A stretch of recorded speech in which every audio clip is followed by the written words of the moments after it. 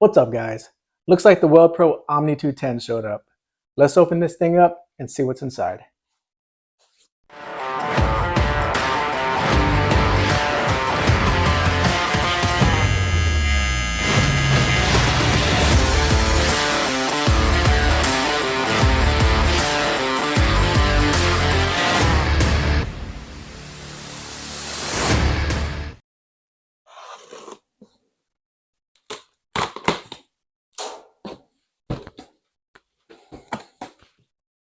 Okay. We got manual, okay, sticker, okay, stick that aside. We got the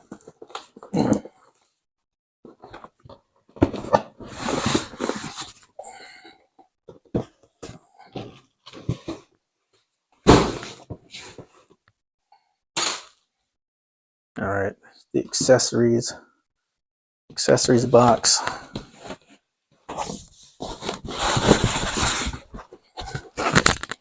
and the machine. All right, before we pull that out, let's open up this accessories box. Okay, let's see what we got in here. All right, I like what I'm seeing so far. We have the CK torch. Okay, take a closer look at that. And we do the review.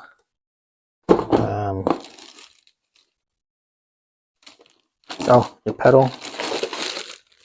This is if I remember correctly, it's actually made by SSC. So yeah, sorry. There's a pedal. A nice solid ground clamp. So this is basically going to be like, we'll go over it later. Nice ground clamp, regulator,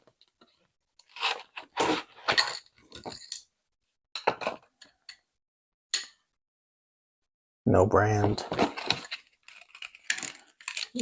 that I can see. So you're going to say that's a generic brand. Torch switch. Pretty sure. Yep. Torch switch. Cable cover. Cover. Consumables.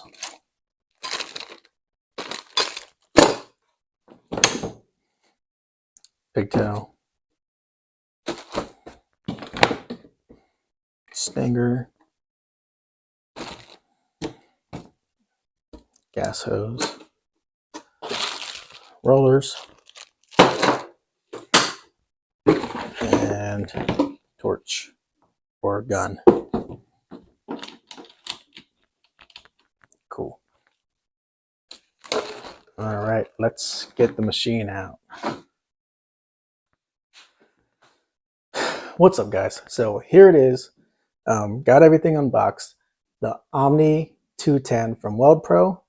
I know I always say that I'm excited about doing a review, but this one I really I'm excited about doing. I've been in contact with Weldpro back and forth about this particular machine, and it finally showed up.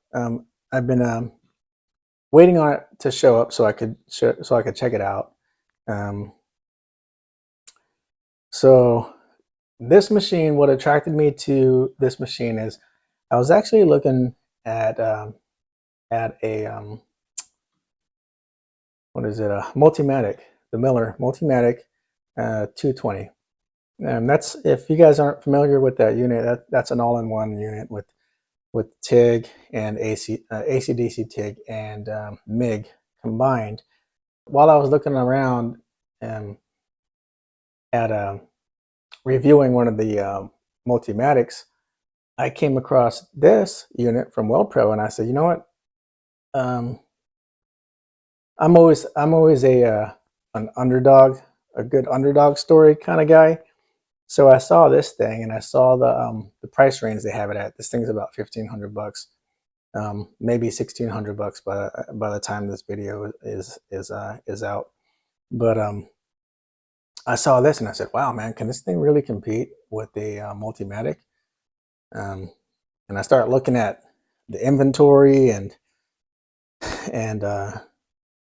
I'm seeing it's got some good items. It's got an SSC pedal. It's got a CK torch, and it's got just little things I noticed. It's got a nice solid ground clamp, and from what I could tell, the gun looks good. And from what I could tell on their website, and I did reach out to them at one point because I was looking at this unit. I saw it on Amazon, because I went to their website. I went to Amazon, as many places as I could go to learn about this unit and get more information on it. And I saw it on Amazon, and at the time they had their images were really low resolution. And I reached out to them and informed them about that, and just said, I was looking at your unit, and I was kind of discouraged from pursuing getting my hands on one of these things, because of the poor quality of the image resolution. And it was like they responded back, and like probably like within one day, and they had high resolution images already up on Amazon. And I was like, wow, that's pretty responsive. I like that. And we continued to go back and forth. We had a correspondence between myself and one of their marketing and sales reps. And um, long story short, Weldpro is very responsive. Um, thanks to Kathy, she's very helpful and and a pleasure to talk to. And but yeah. So anyhow, this is the machine.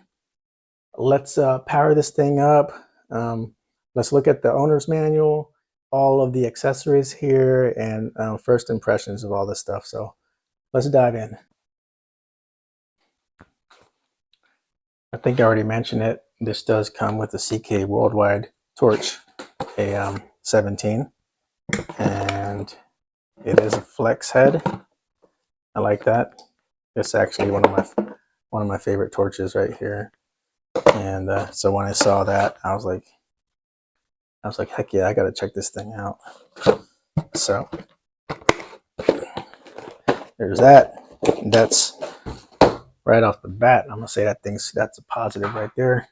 Um, we've got your foot control, and from my understanding, this is a SSC, a foot pedal, and just like the CK Worldwide, these are made in the USA. Always happy to see a machine with that. Domestically produced products. All right, here's a gun, NT1. This is an NT1 screw-on nozzle. I like that. The plastic, the gun itself, it feels solid. This is going to be we'll see how this feels once you get some gloves on. That's when you're really going to be able to tell if it's a good gun. But that's just for ergonomics. As far as materials, it feels like good material. The cable feels good. The connector, it feels good. And this is the kind of stuff that I like right here. Okay, this is like, I forget what they call it, but it's like you can see the glass in here. What do they call it? Glass beading or something like that. But it's not plastic. Okay, this stuff it's a durable material, almost like some kind of composite. And just seeing that that kind of instills confidence. with the connector. So I like that. Stinger, really good spring tension on there. To be honest, I don't see nothing stands out special about this than any other budget that you can find, budget welder that you find for $300 to $500 price range. I think this is going to be about standard, and I, I don't see anything like as far as where it's made at. But anyhow, there's a part number on there. Can always research that. By default, this thing runs off of 240, and so here's the pigtail for that. We'll be running it off of 240 today. I think I talked about it. The ground clamp. That's what you would expect to see for a machine in this price range. You wouldn't want to see the flimsy, the little flimsy $20 ground clamps for sure. Here's your cover for your TIG, and what else? Standard issue gas hose, MIG consumables, MIG wrench, TIG consumables. They even give you 2 pieces of tungsten in here. Your drive rollers, and standard issue flow meter, flow gauge, whatever. And what else? Yeah, this is your TIG switch, your hand switch for your torch, and that's it for the accessories. Let's just let's take a look at the manual. I would expect anything in this price range to have a full size, full page manual, and it does. And to be honest with you, I've already looked at the PDF file for this. I went on their website and checked it out just because I was curious. I always want to research a company's support, not just in person, but what kind of support through documentation you'll have if you ever need to refer to something.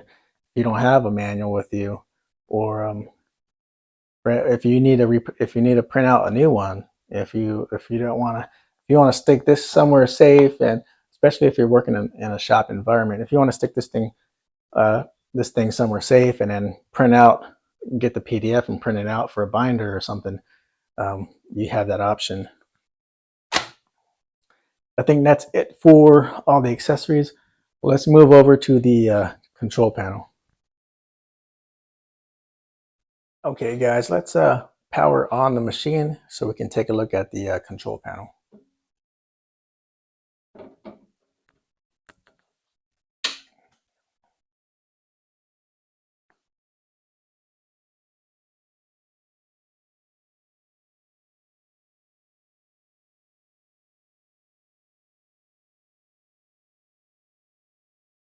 Okay, so just looking at this, it looks very simple, and I don't mind that. I don't mind a very simple control panel at all. I don't need all the flashing lights and special LCD stuff, but what I do look for is for it to make sense. When you start utilizing the control panel, you want things to make sense. You want to be able to jump from one function to the next and not have to back up two more steps to get to another function. Stuff needs to make sense, the way that the functions are laid out. So let's just check this out. You have this area down here in the bottom left. That's where you're gonna select your process. So there's your stick, DC TIG, AC TIG, and MIG. Okay, and so we're here in MIG. And one thing I did want to mention is you don't hear a fan, right? So I love fan on demand machines. It's so nice. It's probably not going to make a huge difference if you're inside of a production or manufacturing environment. If you're in a shop and there's all the shop noise that's always happening, that the fan noise isn't going to be a big deal. But if you're working in your home workshop, in your garage, in a place where you do have the ability to have some quiet, a little bit of peacefulness, a little bit of peaceful, um, some peace and quiet, then it's nice to have the fan on demand and not have that thing blasting the entire time. So anyhow, enough of the fan on demand. Let's check out the menu options. So, okay, that's for MIG, voltage adjustment.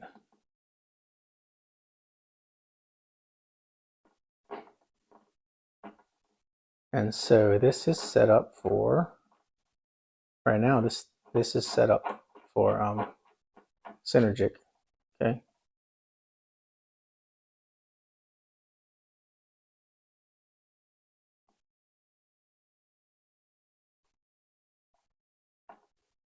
And I know that there is an option in here. I'm not gonna jump into it right now.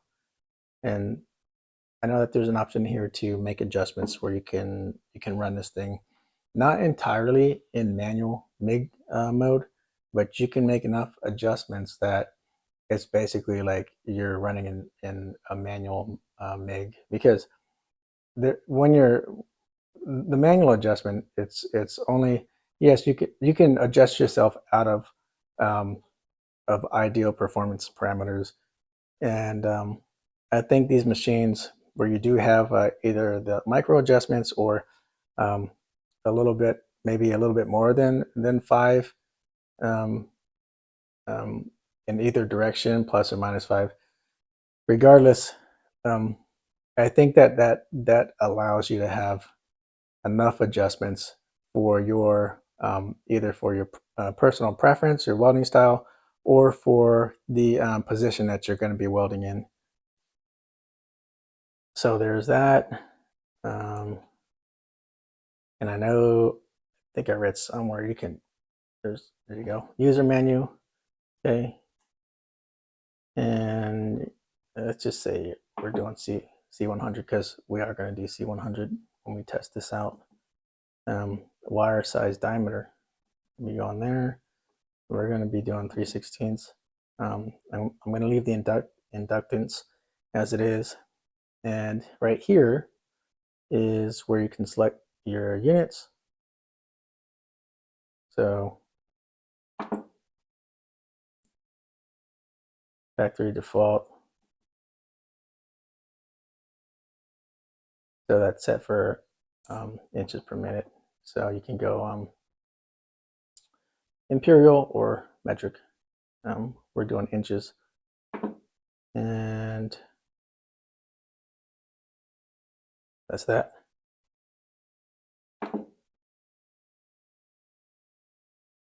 Okay.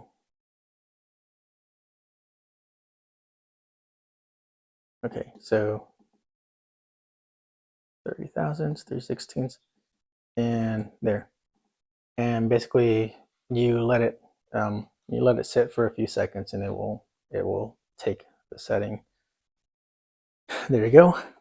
Now, as far as changing the micro adjustments, let me look into that and I'll come right back.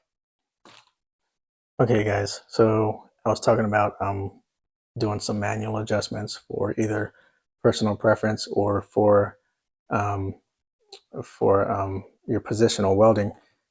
So basically, you can just go here and you can select that, and you can make your voltage, your whatever you want to call it, your plus or minus, your offset. If the voltage is too much for 327 inches per minute, back it off a little bit. So you can adjust that relationship between the voltage and feed speed, and it's pretty significant. Okay, so let's see how far can you go. 17, 18, 19, 20. Okay, so you can go plus or minus 3 on your voltage. Okay, so go back here. The bottom is there's minus 3, and then we're going to go up to 18, 19, 24, 20.4, and that'll be back to default setting. And then you can go 1, 21.4, 22.4, 23.4. But we're going to go back to 20.4 because when I run this machine, I'm going to run it on all the baseline settings. Okay, let's move. I'm not going to do DC TIG. I'm not going to do stick. I'm looking at MIG and AC TIG is what I'm concerned with. So let's check out what AC TIG parameters we have. And okay, so you got balance, and you can run your balance 30, pretty significant adjustment on your balance. And AC frequency, all right, that's your H. Not enough room for a Z, okay. And this goes up to 200. It's really good. There are some machines out there that go much higher. I reviewed the just recently. I reviewed the Arc Captain. Their 200 amp.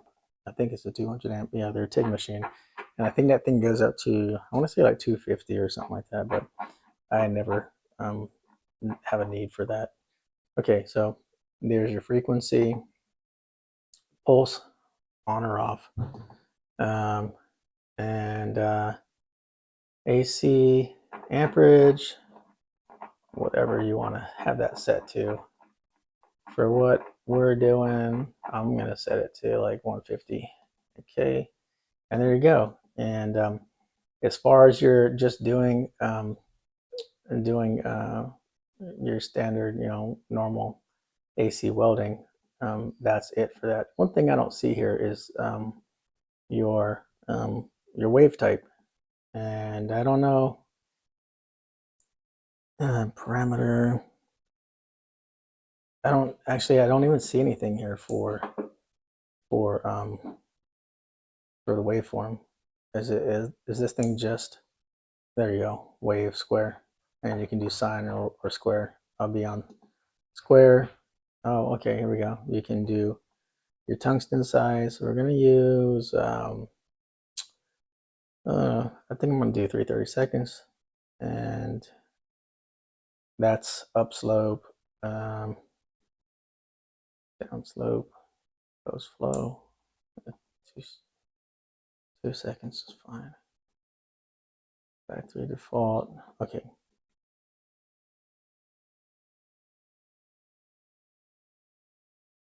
And let's go back to AC TIG, and let's go over the pulse function. Okay, let's check out pulse function here. Okay, pulse. You got your base, peak,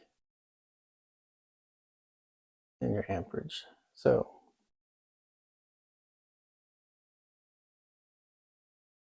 the way they have this set up is in percentage. Okay, so you have to be mindful of that, because you're not going to be setting up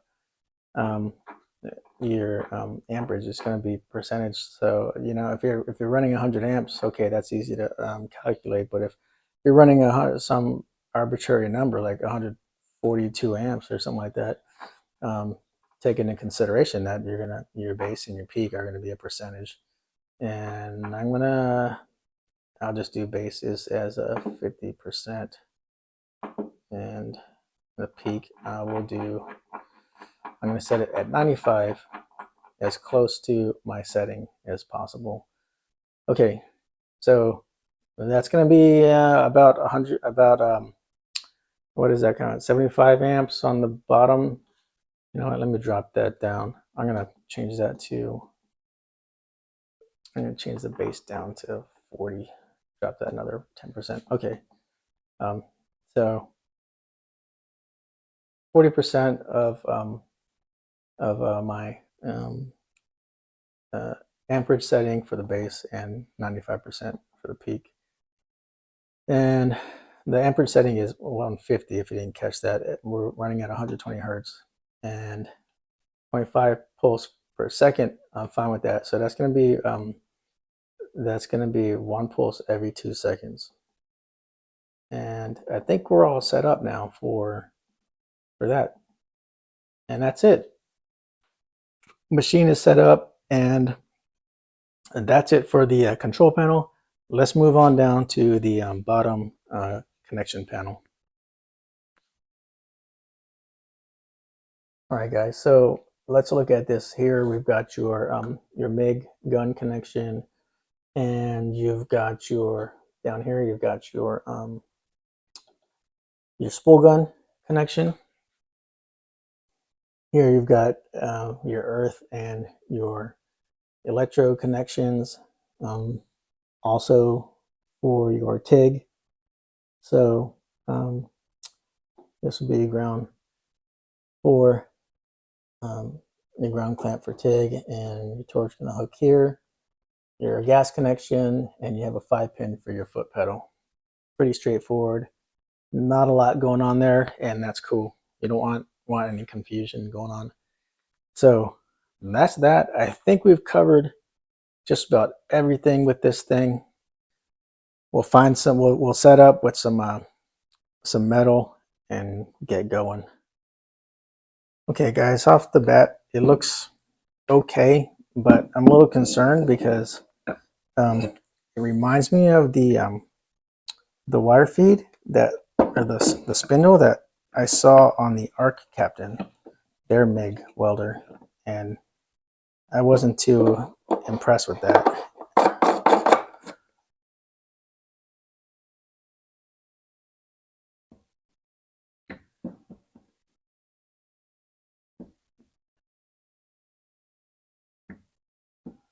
Yeah, see, I'm not a fan of all that slop. I think that when you especially when you adjust the tensioner, you should have very consistent tension on there. So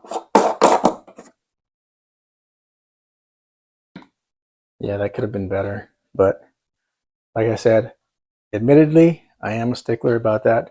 We'll see how it affects performance. So let me run the wire through here and get it fed through the gun, and we'll see how it does on the MIG performance. All right, guys, just showing off the feed feature of this. It'll start off slow and then speed up.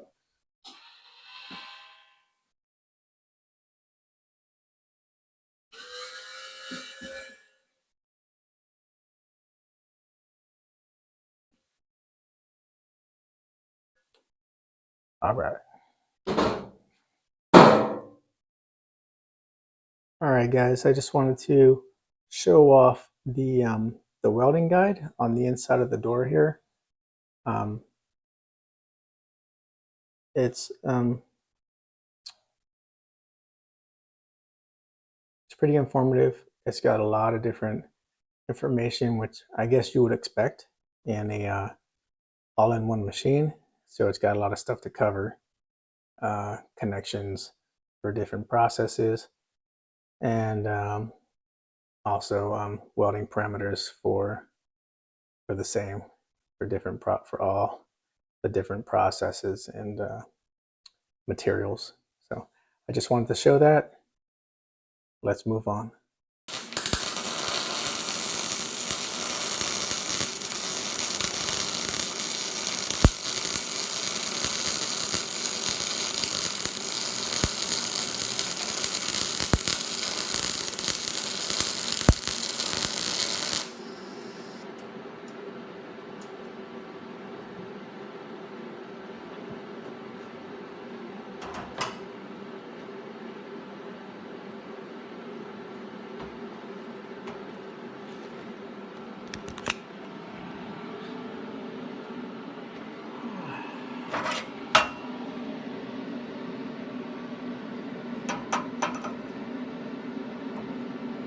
So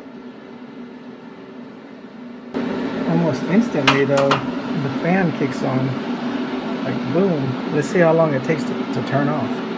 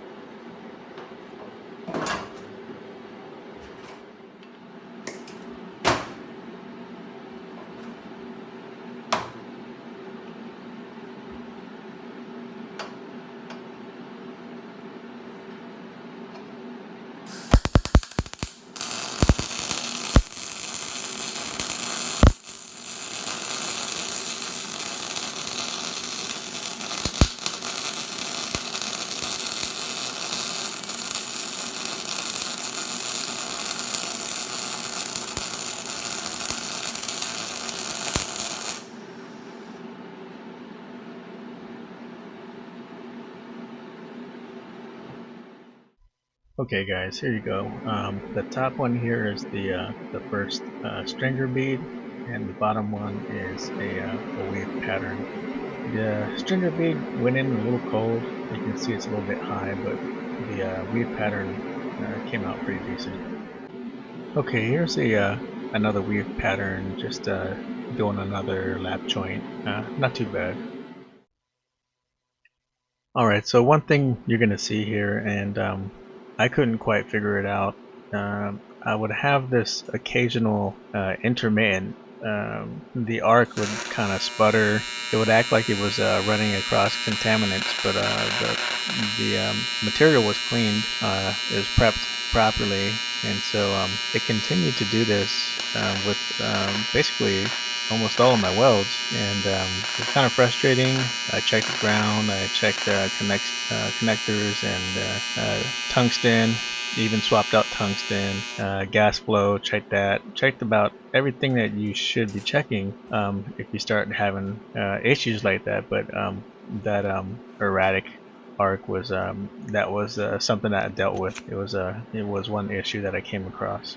But despite the issues I was having with the arc consistency, the initial beads laid out pretty decent, but they could have been better if the arc was smooth the entire way.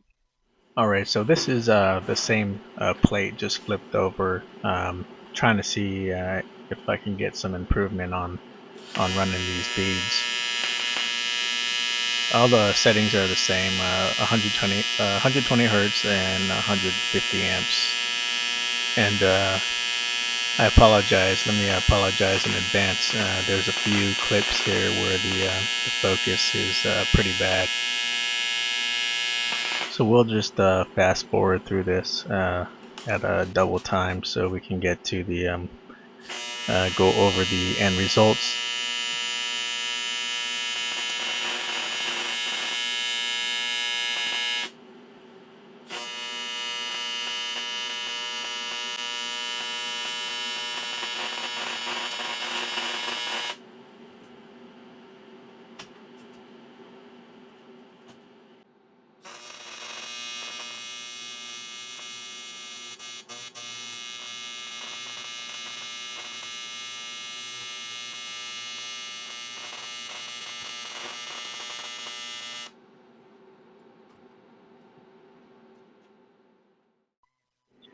Alright, so here's the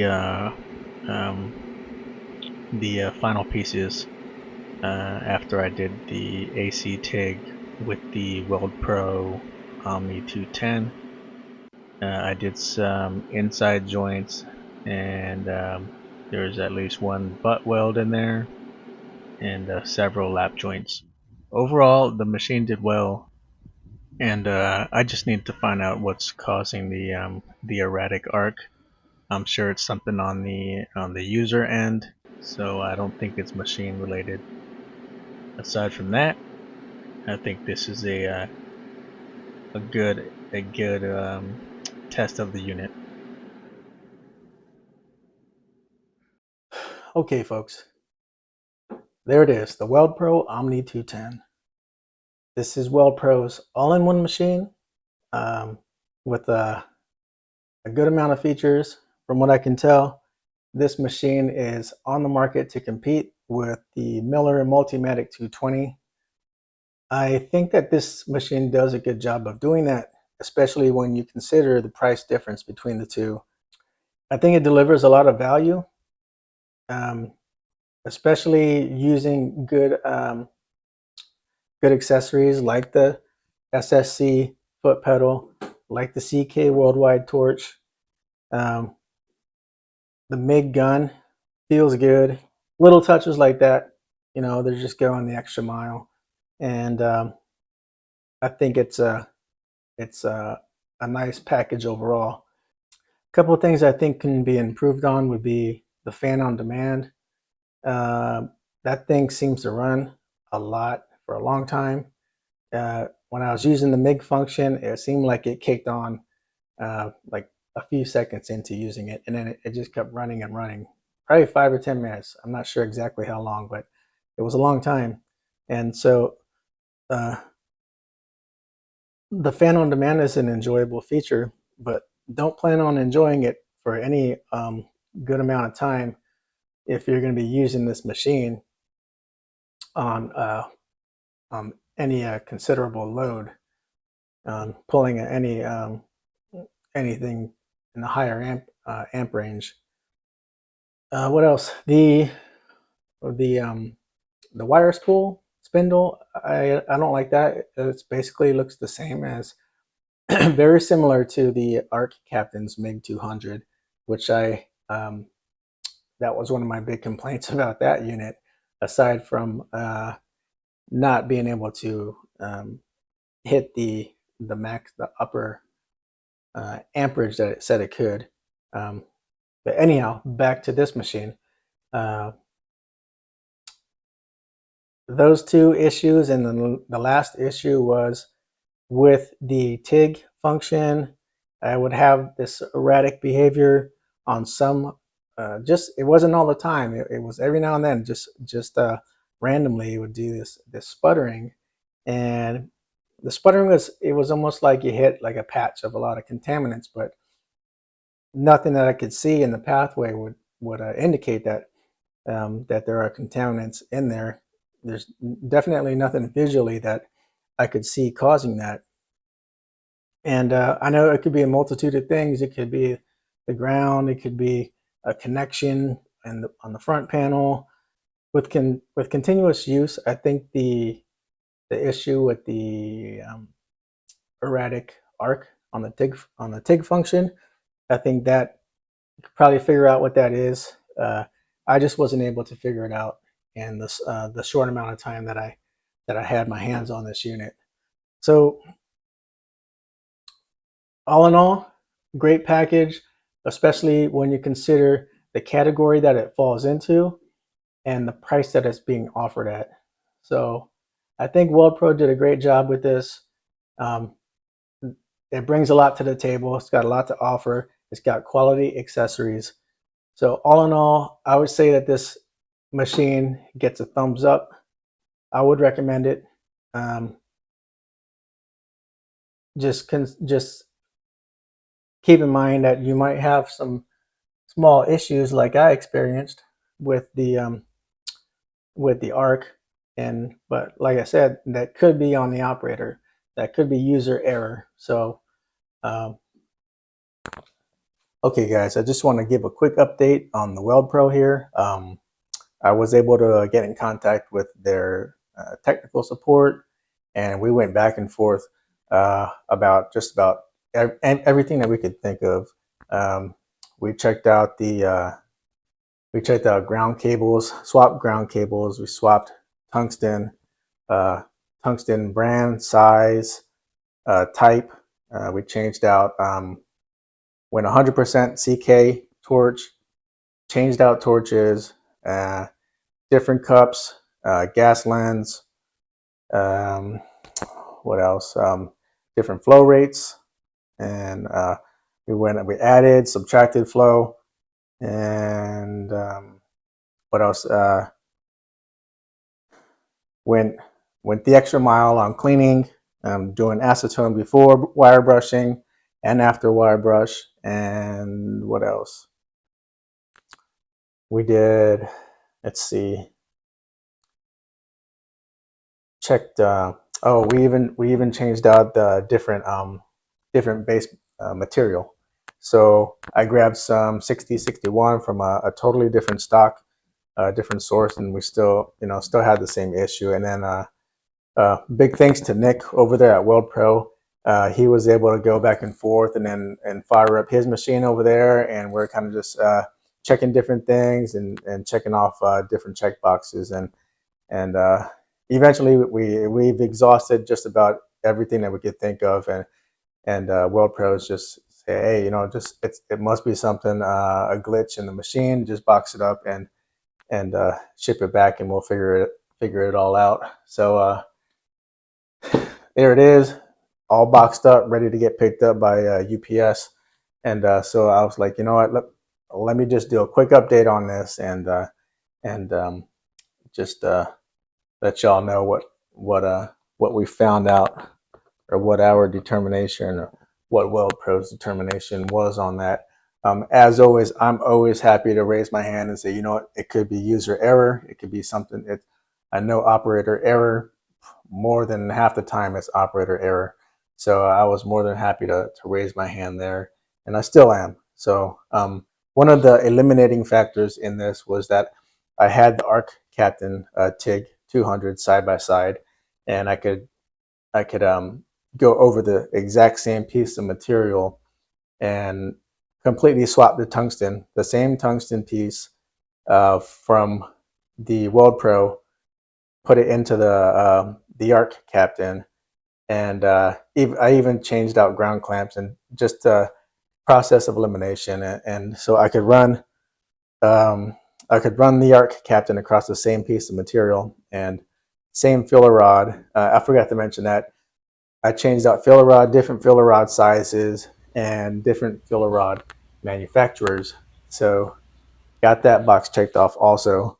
Um, but I could run the ARC Captain, and it would just nice and smooth. It would just run nice and smooth. And unfortunately, the Weldpro, the Omni 210, had something that just wasn't at 100% inside of the machine, and within 1 minute of running, operating, it start to do this erratic sputter, erratic arc, and I was pretty bummed out about that, because when it is running good, um, you can tell this is a quality machine.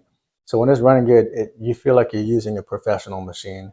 And I've used the best machines out there, especially working in aerospace. I had all that stuff at my disposal, so I know how it is to run the newest and better technology. I also know how you can compare it to some of the old stuff. If you're, I think I mentioned it before, some of these old machines that, like an old Ideal Arc that you're running the TIG on it, and with the machine and with the water cooler and everything, some of that old stuff, you feel like you're pulling around a big 500-pound pallet jack or something like that.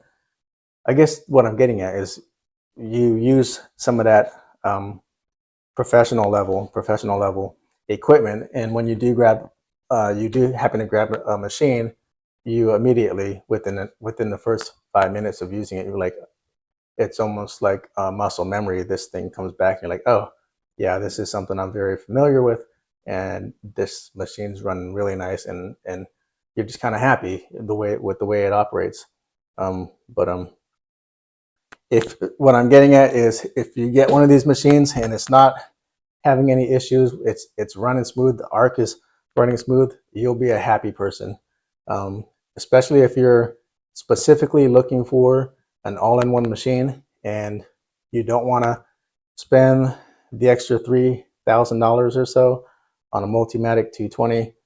I would highly recommend giving this machine a go, because I could see myself being really happy with something like this in the shop. And um, if I can get my hands on it again, I'd love to try it out and just see what one of these things feels like when it's running at 100%. But aside from that, I think I've covered just about everything. As always, thanks for watching. Take care.